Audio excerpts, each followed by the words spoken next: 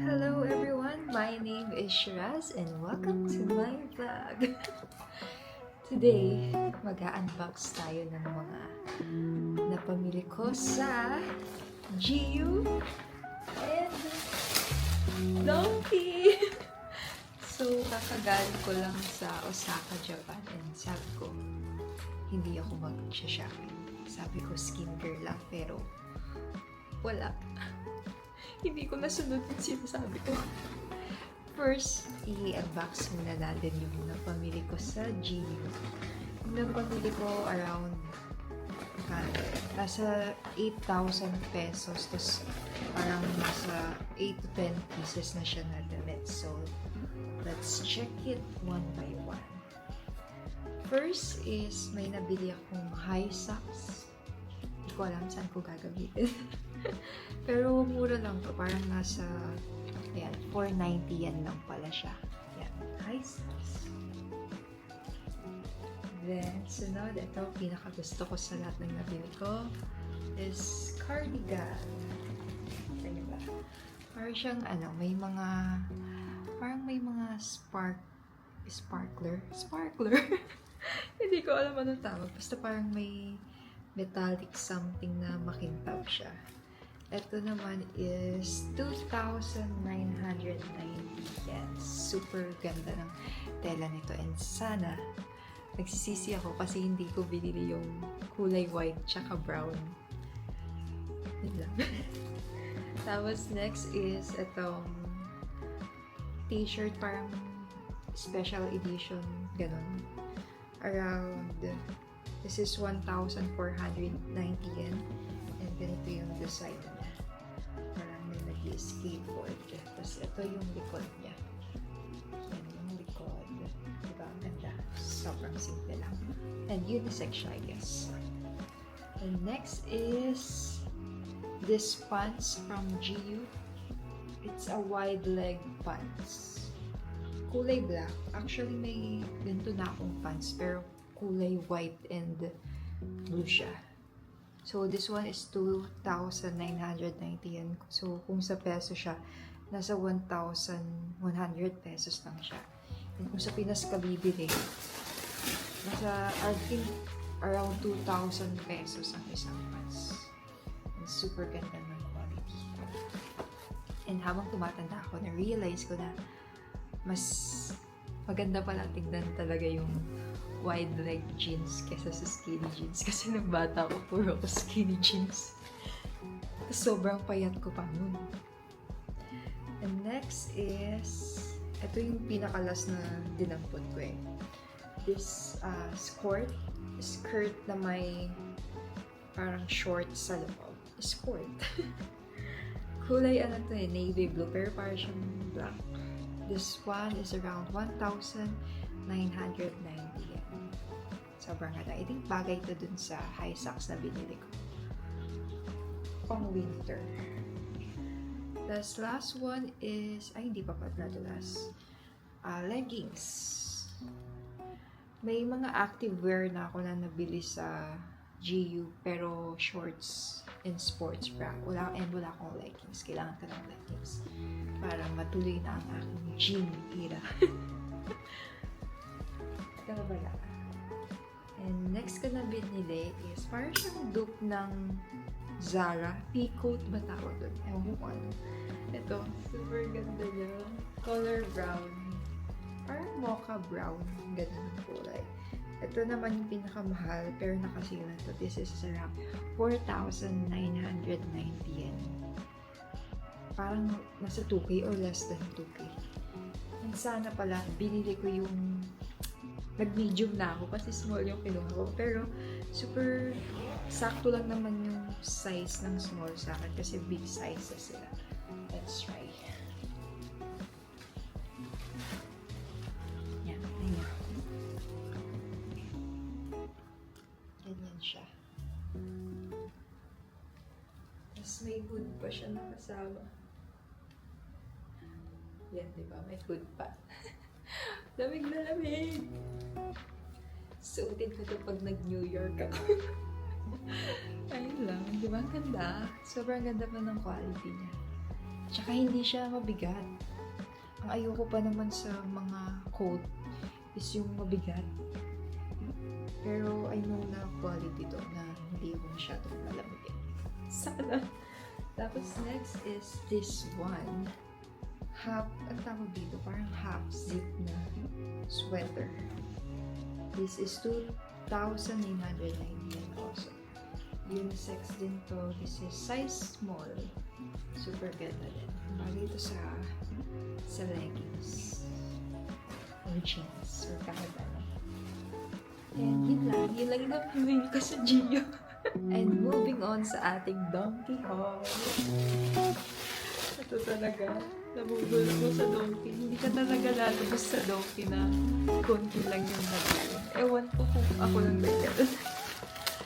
So, na-tax free or nakuha kong tax free ata dito is around 2,200 yen. And naka magkano ko? Naka 20,000 yen ata ako.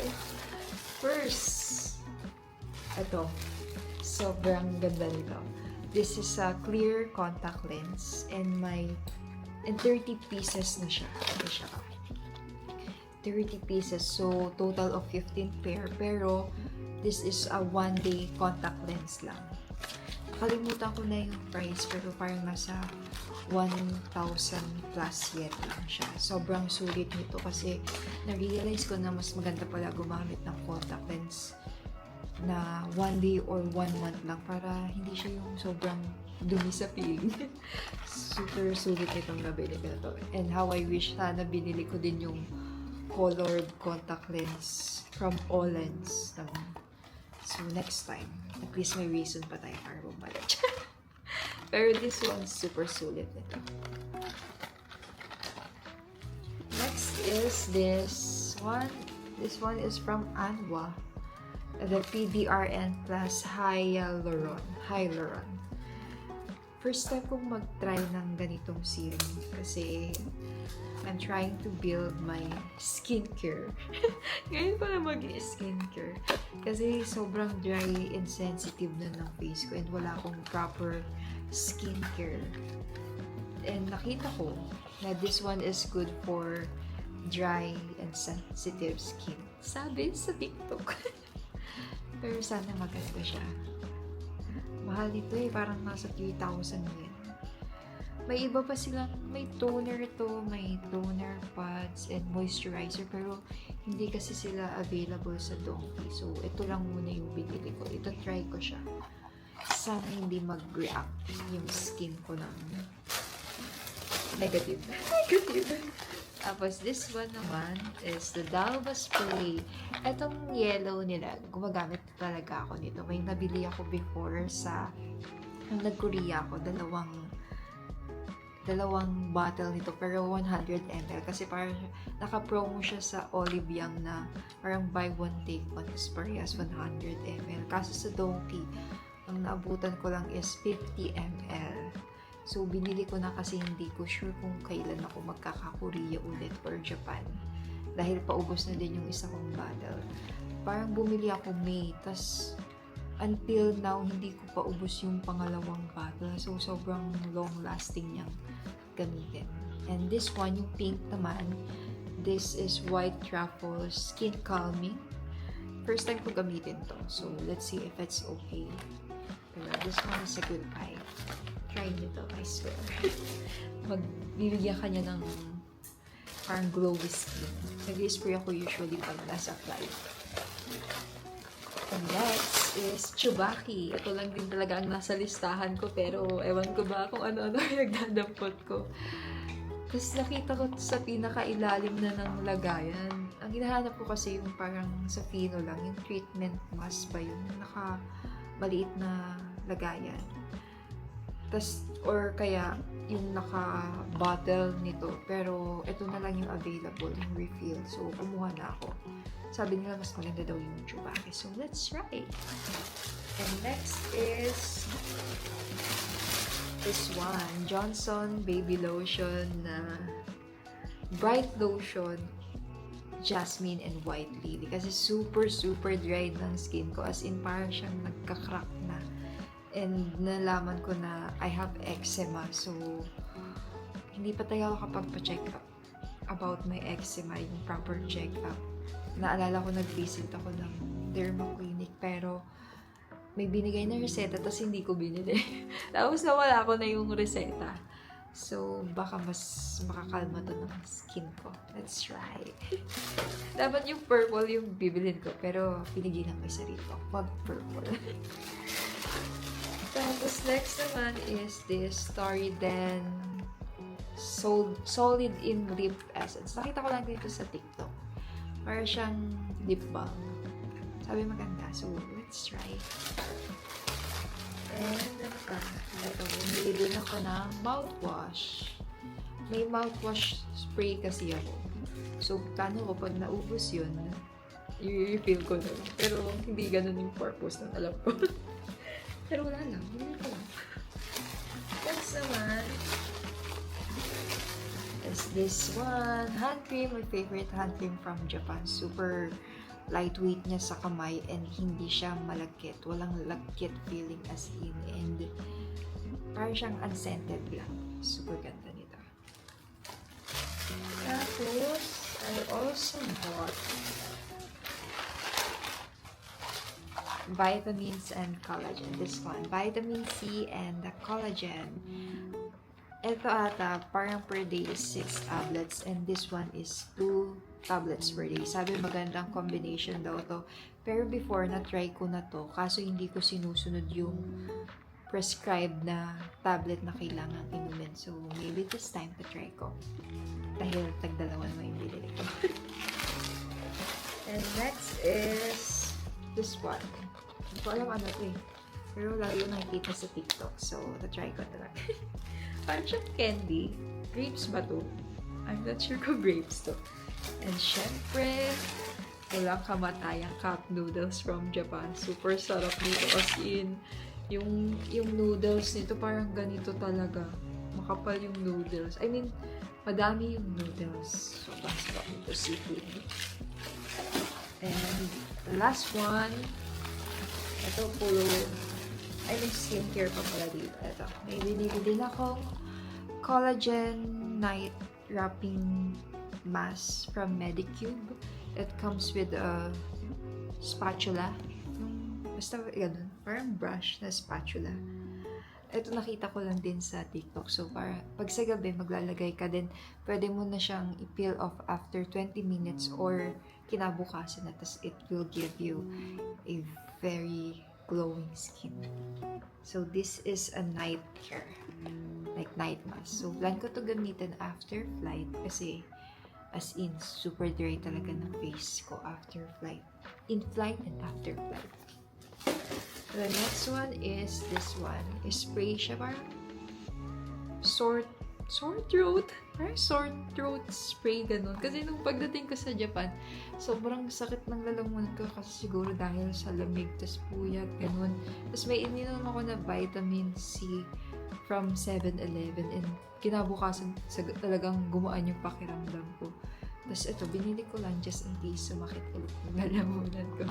Kasi 3 bote lang yung nabili ko sa 7-Eleven nung pauwi na. And wala ko siyang inumin after ng flight ko sa Auckland tsaka New York kasi mahabang flight ko. Kailangan natin ng vitamins.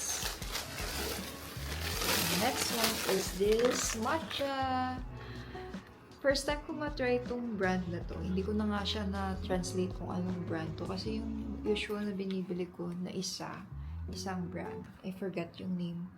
Wala na or hindi na siya available. Hindi ko alam.